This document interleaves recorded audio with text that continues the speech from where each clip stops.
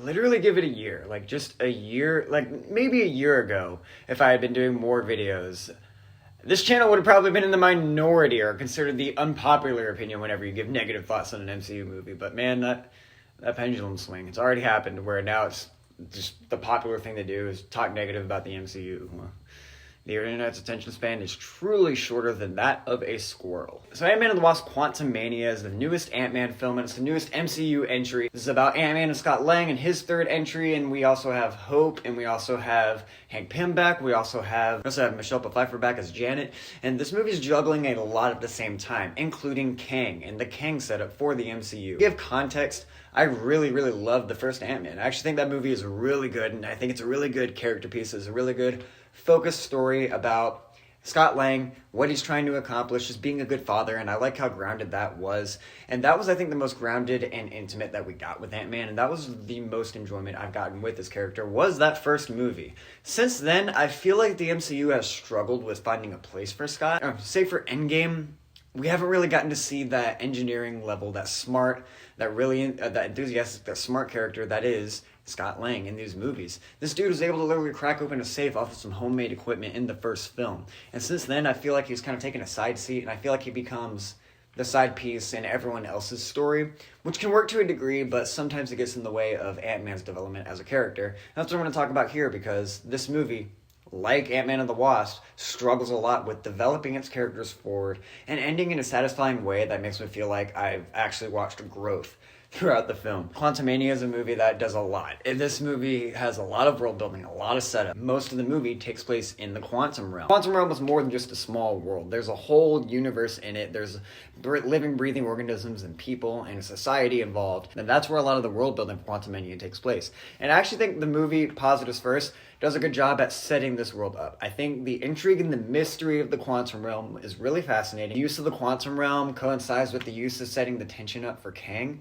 because anytime Jonathan Majors is on screen, he absolutely crushes it as Kang the Conqueror, and he was the best part of this movie. I thought the movie did a great job at setting up the threat of who Kang is. Does it fully deliver on keeping him a threat? But I'll say the setup is really solid, and I did enjoy the setup. My biggest thing with Quantumania also that I really liked was the family dynamic. Overarching theme of family in this movie. You know, I think that's really where the Ant-Man movies thrive.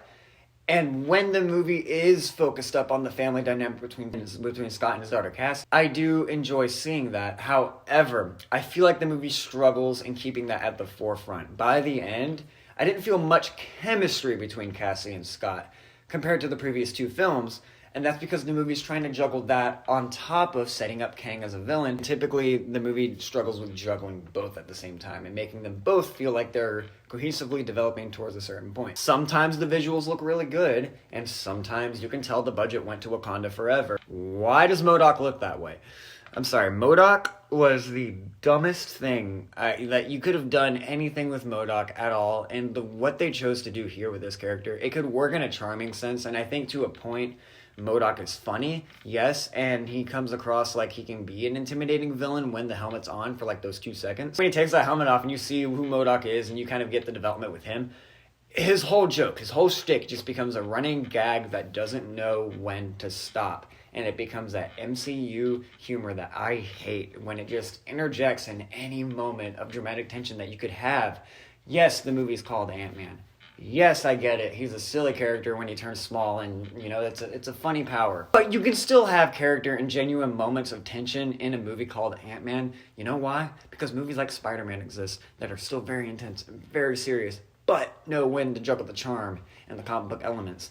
This movie has a really hard time with doing that, because at a point, you have a movie that wants to be like Kang the Conqueror, the big baddie who casually killed an Avenger. There's a line in this movie where Kang the Conqueror goes, "Oh, are you Thor? You're an Avenger? I mean, I killed Thor once, and you all blend together at one point." Stuff like that is in this movie, and then when Kang says things like that, and then Scott rebuttals and simply responds with a quip and a joke, I'm immediately taken out of the tension, and I feel like, again, this is that beating dead horse that I talked about with Love and Thunder. While this movie's way better than Love and Thunder, in my opinion, it still does fall into that trap of completely negating its serious moments for a laugh, and I think overall that doesn't just hurt this movie. In the case for what this movie is trying to do and setting up a villain for the further universe as, you know, more movies come, It also hurts the universe and the cinematic, storytelling as a whole, because you make your villain look really weak and underwhelming.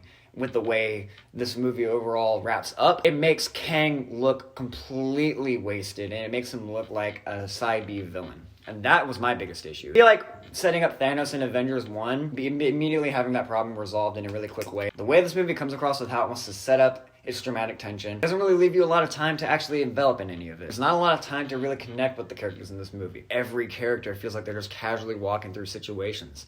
You're literally in the quantum realm. There's a teenage girl, Cassie Lang, seems to just be okay with most of the stuff going on in this film. She never really seems scared. She was literally a teenage girl who's never been before. And now she has her own suit and able to just take it all in stride. And it's funny, it's cute. What happened to the world where Tony Stark had to break out of a cave and build his own suit and literally craft his way out? He wasn't quipping when he had to do that.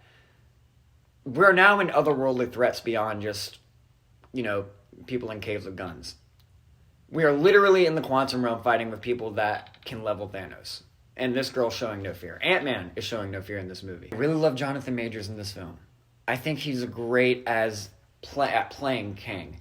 He just deserves better material. He deserves a better script, because this movie as a whole deserved a better script. There's a really, really awesome Ant-Man sequel in this movie, and I could see it.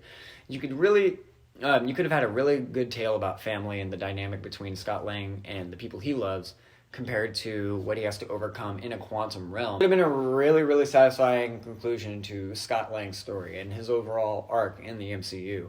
But I feel like the movie ultimately cops out and goes for the happy solution, the easy way out for further franchise building. I could feel the studio notes all over this movie instead of feeling the movie. And when you find out that the film's ending was changed literally a month ago, it makes sense, because, that happened. Overall, I think Ant-Man and the Wasp Quantumania, it kind of falls into that trap that a lot of the mid-tier, more mediocre MCU movies fall into.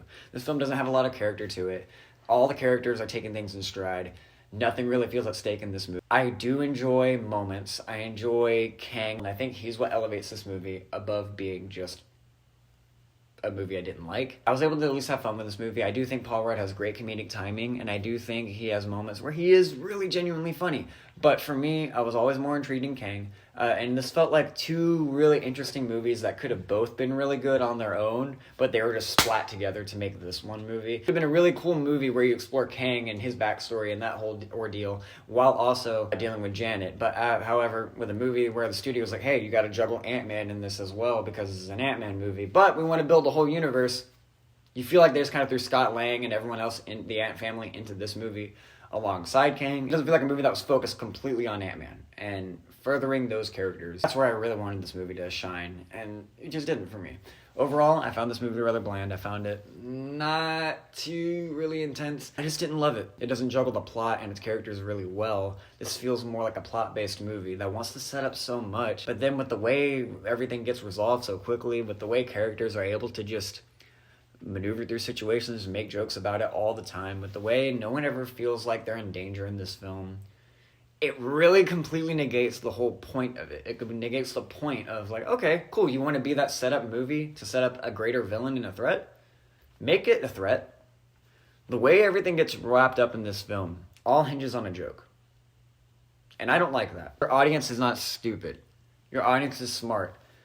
Don't be smug and resolve your plot lines with stupid one-liners and quips. Actually write a resolution to your plot lines, please. Because what happens in Ant-Man and the Wasp Quantumania, with a certain character choice and a flip, I was dumbfounded. Like, that was annoying to me. This was another case in point where the MCU formula factory is just pumping stuff out and just making content for the sake of content. And I'm here to talk about that content, so I know I'm making content to talk about it. So am I helping the case? Not really, but those are my thoughts. I liked Kang, and I liked Kang. So, yeah, like and subscribe. I really hope you like Ant-Man and the Wasp Quantumania. So yeah, Marvel Shill.